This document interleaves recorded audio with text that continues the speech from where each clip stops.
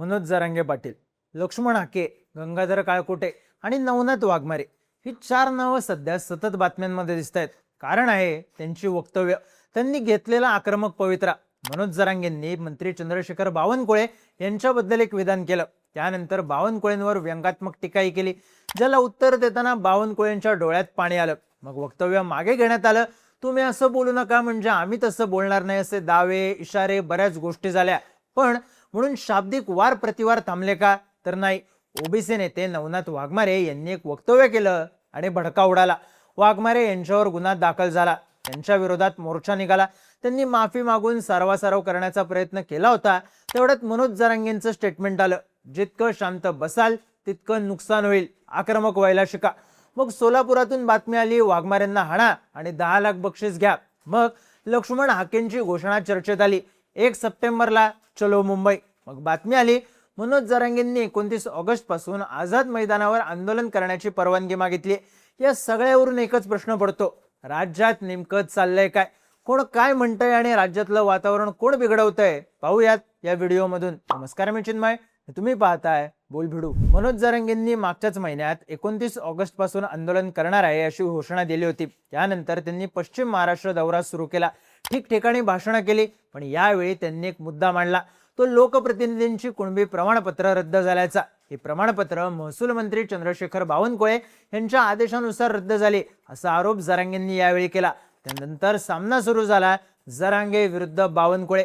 बावनकुळेंनी आपण कुठलीही प्रमाणपत्र रद्द केली नाहीत, कुठलाही आदेश दिला नाही असं सांगितलं. पण या दोघांमधला संघर्ष थांबला नाही. त्यात जरांगेंनी बावनकुळेंवर व्यंगात्मक टीका केली आणि वातावरण आणखी चिघळलं.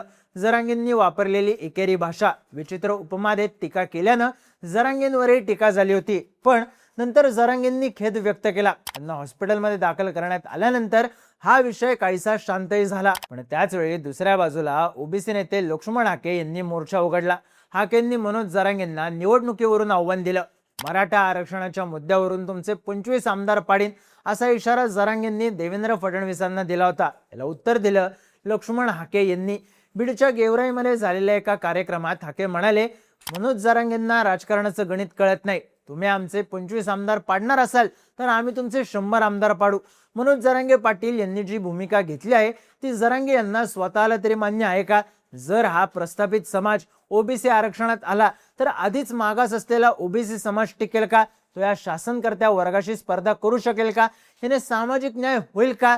पण एवढ्यावरच हाके थांबले नाहीत. त्यांनी 1 सप्टेंबरला ओबीसी बांधवांचा मोर्चा मुंबईत जाईल असा इशारा दिला. ओबीसी समाजात संकटात आहे आणि SC ST समाजाला अडचणीत आणण्याचं षडयंत्र या देशात आणि राज्यात सुरू आहे. मुख्या वैऱ्याचं सोंग घेतलेल्या सरकारला जाब विचारण्यासाठी आम्ही 1 सप्टेंबरला मुंबईच्या दिशेने कूच करत आहोत. मराठवाड्यासह इतर राज्यभरातले ओबीसी बांधव दौंड तालुक्यातल्या पाटस टोल नाक्यावर एकत्र येतील आणि तिथूनच मुंबईच्या दिशेने ऐतिहासिक रॅलीचा प्रारंभ होईल असे हाके म्हणाले. याआधीच मनोज जरांगेंनी वेळ पडली तर मुंबईत जाऊ, फडणवीसांच्या घराबाहेर आंदोलन करू असा इशारा दिला होता. जरांगेंच्या आंदोलनाची नियोजित तारीख 29 ऑगस्ट आहे आणि त्याच वेळेस हाकेंनी सुद्धा मुंबईत मोर्चा काढण्याची घोषणा केली आहे. त्यामुळे हाके विरुद्ध जरांगे या जुन्या सामन्याने सध्या नवं रूप घेतलंय. पण मुळात विषय एकाच सामन्याचा आणि या दोनच नेत्यांचा नाहीये.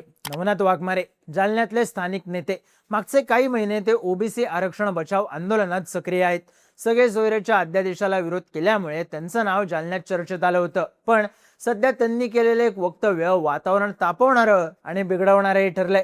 पुण्यात ओबीसी समाजाच्या नेत्यांची बैठक झाली. त्यानंतर माध्यमांशी बोलताना वाघमारे म्हणाले, स्वतः बावनकुळे साहेबांनी सांगितलं की माझी सून मराठा आहे आणि माझी बायको कुणबी आहे. त्यांच्या घरात सगळे सोयरे घुसले असतील आणि केवळ बावनकुळे साहेबांकडेच नाही तर अनेक ओबीसी मंत्र्यांच्या घरात मराठ्यांच्या मुली घुसल्या आहेत. ओबीसींच्या मंत्र्यांची गुंडस आणि सुंदर मुलं दिसली, पैसा दिसला की मराठ्यांच्या मुली ओबीसींच्या घरात घुसल्या. आणि मग जर या मराठ्यांच्या मुलींचं ऐकून हे मंत्री ओबीसींचं वाटोळं करत असतील तर त्यांनी समोर येऊन सांगावं की आम्हाला ओबीसींशी काही देणं घेणं नाही. त्यांनी थेट महिलांबद्दल हे आक्षेपार्ह वक्तव्य केलं आणि सगळ्या राज्यात भडका उडाला. ठिकठिकाणी वाघमारे यांच्या विरोधात मोर्चा काढण्यात आला. त्यात मनोज जरांगेंनी ही 100% वड्या वगळीची पैदास, मी किती आक्रमक बोललो तरी कधी कोणाच्या महिलांवर किंवा लेकी बाळींवर बोलत नाही, मी कोणाच्या समाजाबाबतही बोलत नाही, पण तुम्ही मराठ्यांच्या लेकीबाळींवर बोलून अत्यंत वाईट पातळी गाठली. जो मराठ्यांच्या लेकीबाळींवर बोलेल त्याला यापुढे सुट्टी नाही. तुमची दुसरी बाजू आणि कारनामे दाखवायचे का? मराठ्यांची मुलंही सोपी नाहीत. आता मराठी तुम्हाला याच भाषेत उत्तर देतील, अशा शब्दात जरांगेंनी वाघमारेंना उत्तर दिलं. या सगळ्यात वाघमारे यांचं ट्रोलिंग सुद्धा सुरू होतं. स्वतः वाघमारेंनी माध्यमांना प्रतिक्रिया दिली. काही लोकांनी माझ्या मुलीचा फोटो व्हायरल करून तिलाही ट्रोल केलं. चूक माझी आहे, मला ट्रोल केलं तरी चालेल, पण माझ्या मुलीला तुम्ही का ट्रोल करता? मी स्वतःला शिवरायांचे वारस म्हणवून घेता आणि मुलीच्या बाबतीत तुम्ही असे फोटो व्हायरल करता. मग जरांगे काय काय बोलतात, त्यांच्या बाबतीत तुम्ही शांत कसे? मनोज जरांगे ज्या दिवशी वंजारी, माळी समाजाची आणि अनेक नेत्यांची माफी मागतील तेव्हा मी मोठ्या मनाने कानाला धरून माफी मागेल. पुण्यात जे बोललो याचा मला खेद आहे. बोलण्याच्या भरात मी बोलून गेलो. राज्यातल्या बहिणींनी मला माफ करावं. येणाऱ्या काळात माझ्याकडून कधीही अपशब्द निघणार नाहीत, असं म्हणत त्यांनी माफी मागितली.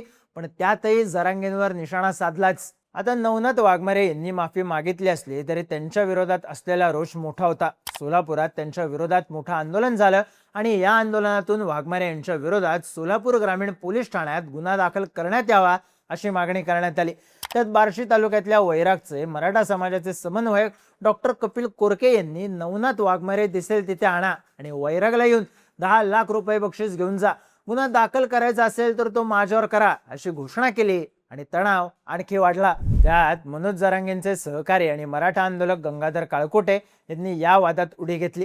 मराठा समाजाच्या लेकीबाळींबद्दल वक्तव्य करणारा हा नराधम नवनाथ वाघमारे चिलट मारे आहे. यानं महिला वर्गाच्या भावना दुखावल्या आहेत. त्याच्या विरोधात राज्यात गुन्हे दाखल झालेत. पोलिसांनी त्याला अटक केली पाहिजे, पण तो पोलीस बंदोबस्तात गेवराईमध्ये बैठका घेतोय. त्याचं उदात्तीकरण सुरू आहे. त्याला बीड जिल्ह्यात आणि महाराष्ट्रात मराठा ओबीसी वाद सुरू करायचा आहे का? दंगल घडवायची आहे का? त्याचा प्रयत्न मराठे हाणून पाडतील. वेळ पडली तर त्याच्या तोंडात शिस होतो. त्याची गाढवावरून धिंड काढली जाईल असा इशारा दिला. तर दुसऱ्या एका व्हिडिओत काळकुटे यांनी वाघमारेला टकमक टोकावरून खाली टाकला असं वक्तव्य केलं. पण हा सगळा शाब्दिक वाद सुरू असताना ओबीसी नेते बबनराव तायवाडे यांनी न्यायमूर्ती शिंदे समितीने राज्यात शोधलेल्या कुणबी आणि मराठा कुणबी नोंदींची एकूण संख्या 58,90,155 आहे. मात्र यातल्या 37,47,142 नोंदी या 1986 ते 2023 या काळातल्या असून त्यांना आधीच ओबीसी प्रमाणपत्र मिळालेले आहेत. या जुन्या नोंदींचा जरांगेंच्या आंदोलनाशी काहीही संबंध नाही. जरांगे 58 लाख कुणबी नोंदी सापडल्या असं म्हणत संभ्रम निर्माण करत आहेत असा आरोप जरांगेंवर केला. त्यात मंगळवारी 18 ऑगस्टला मनोज जरांगे पाटील यांनी हॉस्पिटलमधून मराठ्यांनी आक्रमक व्हायला शिकलं पाहिजे, कुणाच्या दबावात राहता कामा नये असा इशारा दिला. पण या सगळ्यात होतंय काय? तर राज्यात मराठा ओबीसी ध्रुवीकरण होत आहे का अशी चर्चा होतीये.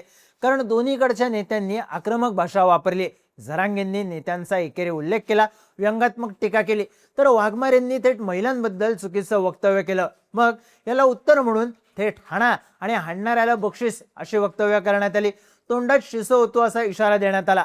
1 सप्टेंबरला मुंबईत मोर्चा काढणार असल्याची घोषणा लक्ष्मण हाकेंनी दिली आणि 29 ऑगस्टला मुंबईत आंदोलन करण्याची परवानगी जरांगेंनी मागितली.